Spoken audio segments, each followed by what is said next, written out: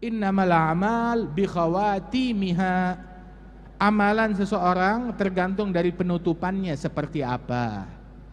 Inna rajul, sesungguhnya di dalam hadis Rasulullah sallallahu alaihi wasallam bersabda dalam Sahih Bukhari, inna rajul la ya'mal bi amali ahlil jannah hatta la yakun bainahu wa bainaha illa dhira' fayasbiq alaihi alkitab fay'amal bi'amali ahlin nar fayadkhulaha.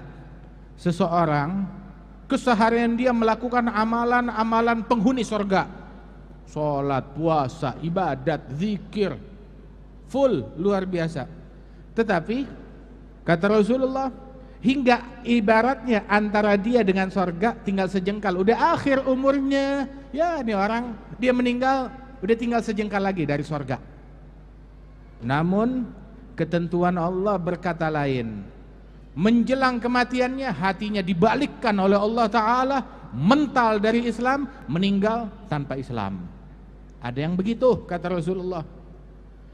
Begitu juga sebaliknya.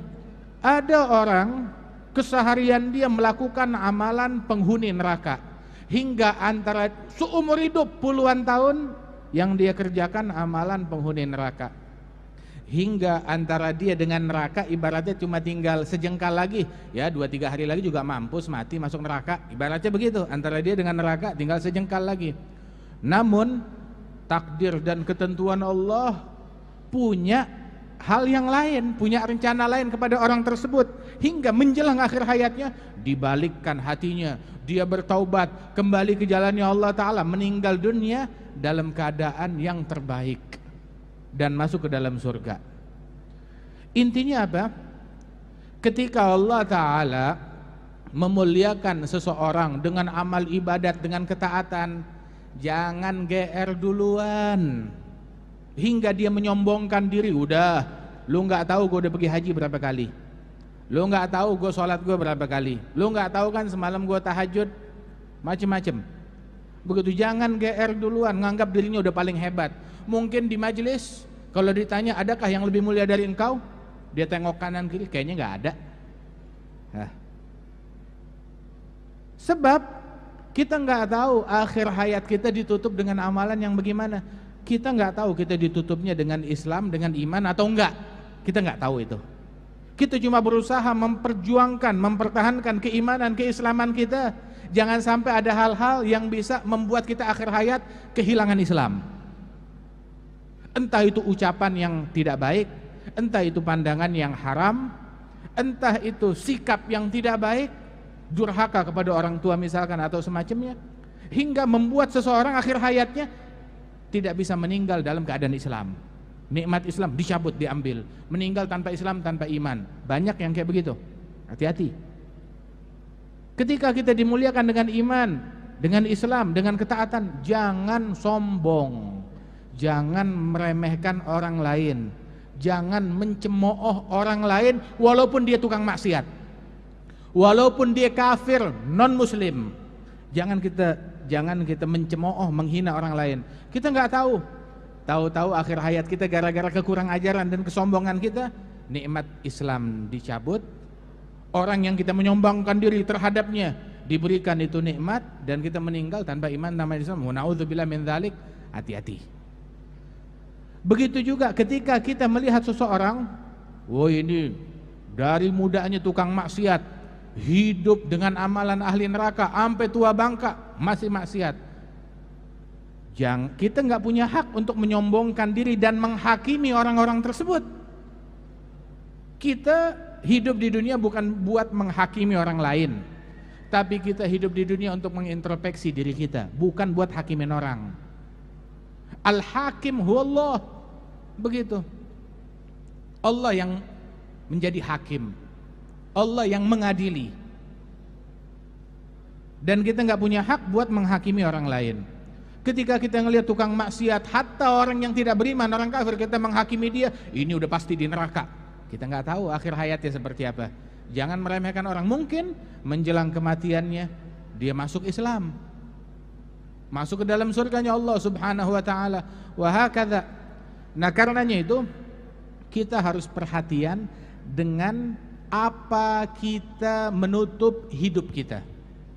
Kita meninggalnya dalam keadaan yang bagaimana, kita harus perhatian. Sampai itu hadis ini membuat orang-orang tuh, para kaum solihin, mereka ketakutan. Kenapa? Mereka takut, mereka udah beramal baik, akhir hayatnya ditutup dalam kemaksiatan. Mereka gentar, mereka takut. Walaupun umumnya, biasanya orang kalau ada kesehariannya dalam ketaatan, insya Allah meninggalnya dalam ketaatan. Begitu juga mesti waspada. Kalau sehari-harinya maksiat, hati-hati, takutnya meninggalnya dalam keadaan maksiat. Dalam hadis yang lain Rasulullah bersabda, yamutul mar'u ala ma 'asha 'alaih wa yub'atsu yaumal qiyamah ala ma mata 'alaih.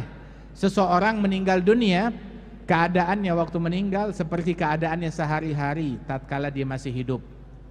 Dan ketika dibangkit hari kiamat, keadaannya sesuai keadaannya waktu dia meninggal dunia. Sampai dikasih contoh oleh Nabi Muhammad, orang yang meninggal tatkala berihram haji atau umrah, dia meninggal dunia dalam keadaan berihram. Besok hari kiamat dibangkit sambil mengucap labbaik Allahumma labbaik sambil talbiyah.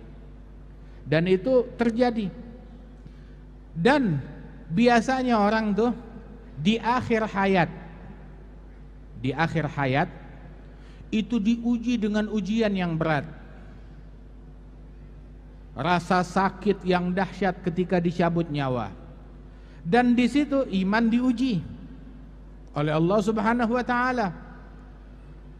Dan banyak orang-orang yang dalam sakaratul maut akalnya enggak fokus. Hatinya enggak fokus. Bisa hanyut ke bawah dengan tipu daya yang disiapkan oleh iblis untuk menipu dia. Bahkan diibaratkan bahwasanya seseorang keadaannya, kondisinya ketika dicabut nyawanya itu seperti kondisi seseorang yang terkena gangguan jiwa. Bagaimana maksudnya terkena gangguan jiwa?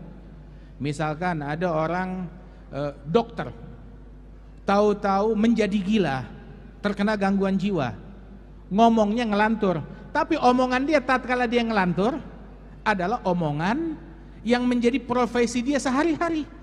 Bakal keluar dia tuh resep dari mulutnya,